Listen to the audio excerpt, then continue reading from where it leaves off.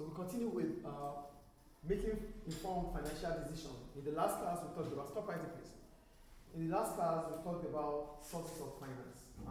Today, we still continue with sources of, today we want to talk about types of finance. For sources of finance, we have short-term, medium-term, and long-term. We talked about short-term to be within a year.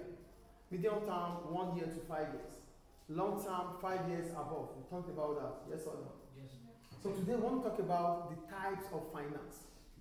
We have, the first one we're going to talk about is an overdraft. I want to talk about a bank overdraft. It's a credit facility that allows you to withdraw more than what you have in your bank account. Oh, you have 500 in your bank account, you need 700. So if the bank facilitates the 200 for you, that means you are able to withdraw 700 instead of the 500 you have in your bank account. That is a bank overdraft. Do you get what a bank overdraft is here? A credit facility that allows you to withdraw more than what you have as your credit bank balance. So I wrote, it is a credit facility which allows a credit customer, or a bank customer, sorry, a bank customer, let's use it, a bank customer, sorry, a bank customer, a bank customer.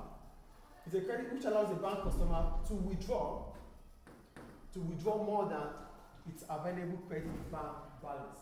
Do you get it? A credit facility that allows a bank, because if you're not a bank customer, you can't walk to the bank and ask for an overdraft, yes or no? So it simply means you are able to get this facility based on the fact that you have an account with the bank. So that's why I wrote, it is a credit facility which allows a bank customer to withdraw more than its available credit bank balance. Your credit bank balance is the amount of money you have with the bank. I made an example of 500. So I have 500 in the bank, I need 700. So if I'm able to if the bank is able to facilitate additional 200 for me, it is what? A bank overdraft. I have to pay back within a short period of time. So this is an overdraft. The source of finance for this is a short term. What do I call it? A short term finance. It's a short term finance. That's the source. I think you get it. So example of a short-term finance is a bank overdraft. A bank overdraft is a type of finance. Do you get it? Yes. So that's overdraft. So what are the advantages you get when you are able to get a bank overdraft from your bank? Number one, it is flexible. It doesn't take time. It does not need a lot of paperwork. Because most of the time you get this amount on maybe your salary. Because you have a salary account with the bank. And you need more money than what you have. The bank can give you because the bank knows the next month your salary will come into the bank account. So it is flexible, it doesn't take time, it doesn't take stress. It doesn't need a lot of paperwork. Do you understand what flexibility it is? Yes. What flexibility means here? Yes. You don't have to go through a lot of paperwork to get a bank overdraft. And you have to pay back within a short period of time. 2, no collateral is required. It is always against your salary. You don't need an asset. You don't need to put your car down. You don't need a security before you get it. So you don't have to give the bank an asset before you can facilitate such credit. That's what collateral. Collateral means your assets. Because most of the time when you have to take a loan from the bank would need an asset from you that would worth more than the amount of money they are giving to you. But when it comes to a bank overdraft, you don't need a collateral. Do we get it? Yes. The third one, interest is paid on amount used. You only pay interest on the 200. You have 500, right? This is your bank balance. But you are able to pay 700 from the bank. The interest you are going to pay is going to be based on the 200. Move here now, immediately. Do we get it? Yes. So the advantage here is that you're able to use the money, but you're only paying interest on the amount you took from the bank. Any question about that? No. So what are the problems that you might encounter because you have taken a bank overdraft? Number one, high interest rate is applied. Because it's a short-term finance, the bank would charge you more interest. They want to discourage you from taking it. Because there's no collateral, yes? There's no collateral, right? So because there's no collateral, the bank is at risk. Do you get what I'm saying there? There's no collateral. Which simply means the loan or the amount of money the bank is giving to you, the bank might not be able to recover it. It is risky for the bank because you might not come back to pay. That's why they want to discourage you from taking that overdraft.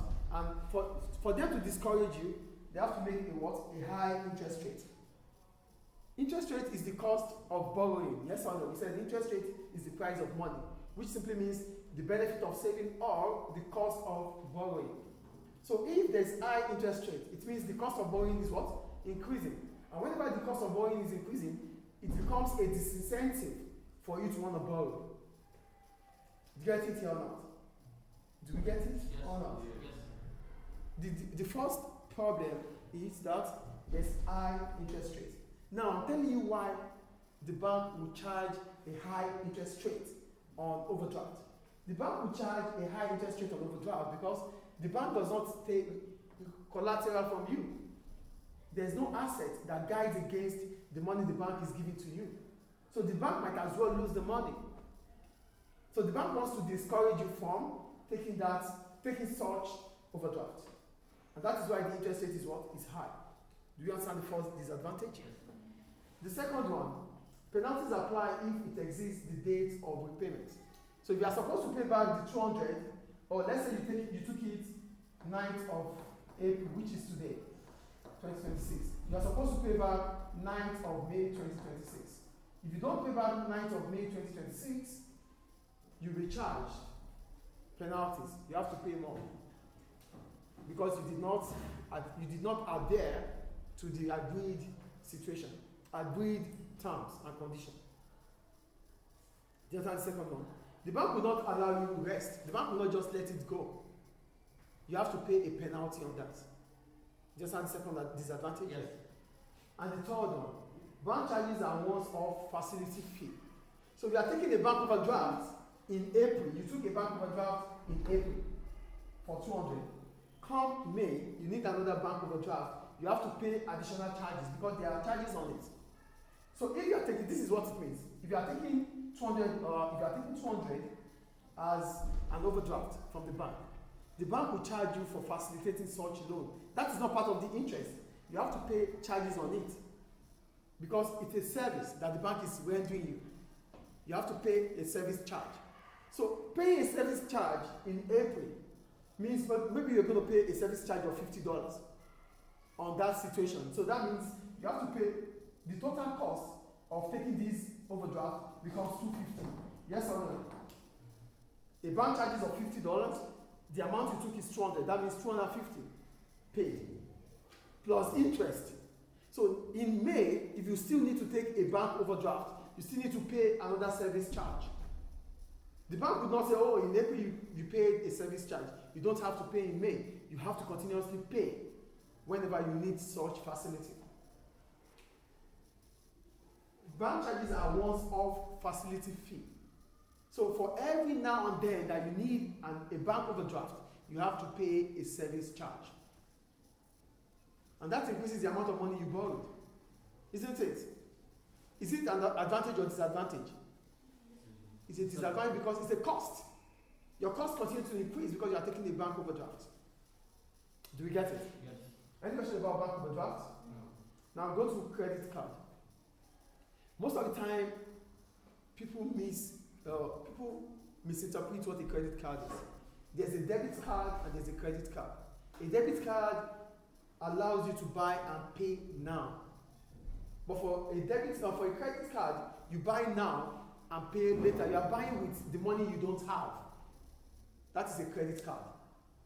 When you are buying with your debit card, you are buying with the money you have. Your account will be debited for that consumption.